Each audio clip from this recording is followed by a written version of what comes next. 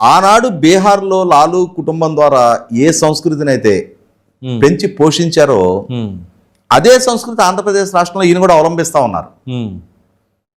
మొన్న ఎన్నికల్లో చూసాం మనం. లాలు గారి తనయుడు తేజస్వి యాదవ్ తాను ప్రచారానికి వెళ్ళినప్పుడు కూడా బీహార్కి ఆంధ్రప్రదేశ్కి ఇంకొక విషయంలో కూడా పోలికుంది. లైక్ బీహార్, ఆంధ్రప్రదేశ్ కూడా కులపరమైన విభజనతో సమాజం వర్టికల్గా చీలిపోయి ఉంటుంది. ఓకే, అక్కడ కూడా లాలు కుటుంబాన్ని ఆదరించే సామాజిక వర్గాలు ఉన్నాయి. వాళ్ళ ఆదేశాలే శిరోధార్యంగా పాటించే అనుచరగణ ఉన్నారు. ఎక్కడ లాలు సభ జరిగినా, తేజస్వి సభ జరిగినా ఇక్కడ మనం చూస్తున్న రప్ప లాంటి స్లోగన్సే అక్కడ కూడా ఇవ్వడం జరుగుతూ ఉంటది. ఇదే ఉన్మాదం, ఇదే సైకో ఫ్యాన్సీ అక్కడ కూడా ఉంది.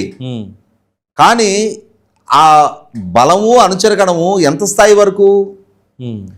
వాళ్ళు ఒక పోటీ ఇవ్వగలిగే స్థాయి వరకు, కానీ విజయం సాధించలేకపోతున్నారు.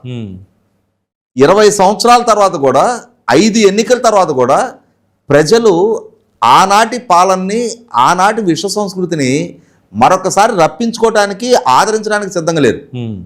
అలాగే ఇక్కడ జగన్మోహన్ రెడ్డి గారికి కూడా ఆయన చుట్టూ ఎవరు చేరుతున్నారు? ఎవరిని ఆయన సమర్థిస్తున్నాడు?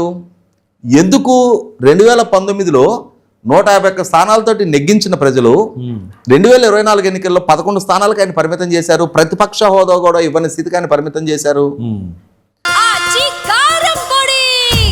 అదరగొట్టే కారం రంగు రుచి ఆచి కారం పొడి.